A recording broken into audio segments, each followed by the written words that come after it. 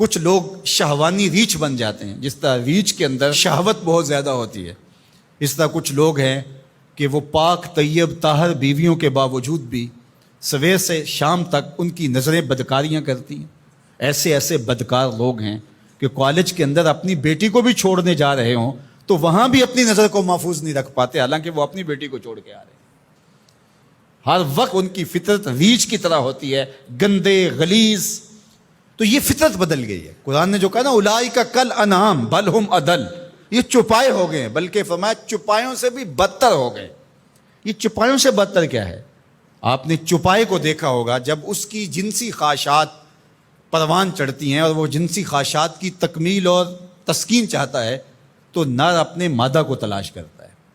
آپ نے کبھی نہیں دیکھا ہوگا کہ کوئی نر سے جفتی ہوا ہو، لیکن انسان جب فطرتاً گندا ہو جاتا ہے تو پھر یہ جانوروں کی فطرت سے بھی نیچے گر جاتا ہے، یہ نر سے بھی جفتی ہو جاتا ہے۔ پھر اس کا مطلب کیا ہوا؟ بل ہم اضل، یہ اس سے بھی گندا اور غلیظ ہو گیا۔ اور اس شخص کے پلے رہتا کیا ہے کہ جو اتنا غلیظ اور گندا ہو جاتا ہے؟ چلتا پھرتا انسان نظر آتا ہے، شکل سے انسان نظر آتا ہے، بل ہم اضل، بلکہ چوپایوں سے بھی آگے گزر گیا ہے، چوپایوں سے بھی رویتاً جو ہے وہ آگے گزر گیا ہے۔ وہ درندہ بنتا ہے تو پھر جانور بھی جانوروں کو جو ہے وہ چیرتے پھاڑتے ہیں اور ان کا قتل کرتے ہیں، شیر، لیکن اس کو صرف اس وقت قتل کرتا ہے جب اس وقت بھوک لگتی ہے۔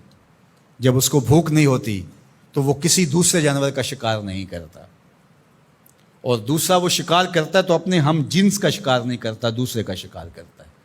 اور انسان جب درندہ صفت ہوتا ہے تو یہ انسانوں کے گوشت کے ٹکڑے کر کے اس پہ رقص بھی کرتا ہے۔ آپ تاریخ کی کہانی، اس نے اپنے سکے بھائیوں کو قتل کیا ہے، اس نے اپنی بیوی کو قتل کیا۔ یہ پچھلے دنوں کے اندر ایک خاتون کی کہانی پڑھی تھی، اس نے اپنے شوہر کو قتل کر کے ہنڈیا میں پکایا۔ تو پھر بل ہم اضل ہے نا، یہ چوپایوں سے بھی بدتر ہو جاتا ہے۔ درندہ ہوتا ہے درندگی میں، یہ چوپایوں سے بھی بدتر ہو جاتا ہے۔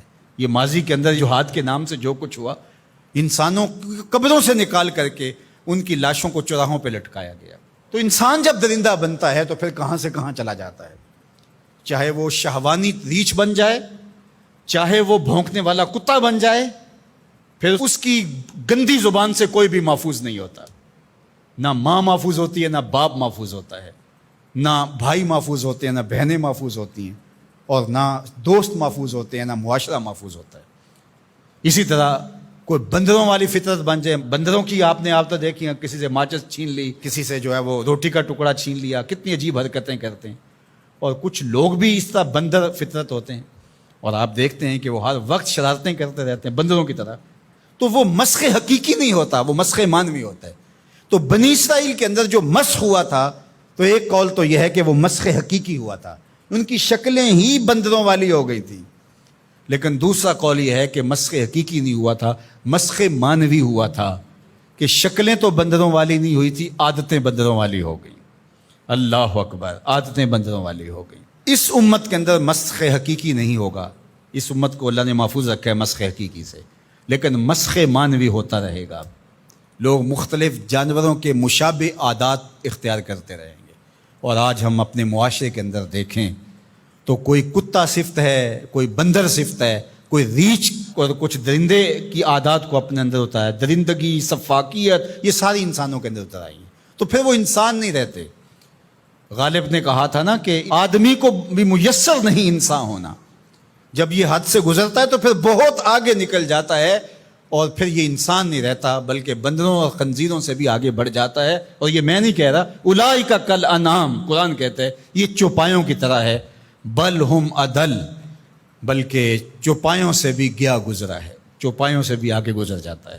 یہ تجاوز جب کرتا ہے تو اس کے پلے کچھ نہیں رہتا۔ تو انسان کی جو قدر و قیمت ہے وہ تو اس کے اس عقل و شعور، فہم، ادراک، اخلاقیات سے ہے، اور اگر اس کے پاس یہ کچھ نہیں رہا تو یہ شکل تو ابو لہب کے پاس بھی تھی، یہ تو ابو جہل کے پاس بھی تھی۔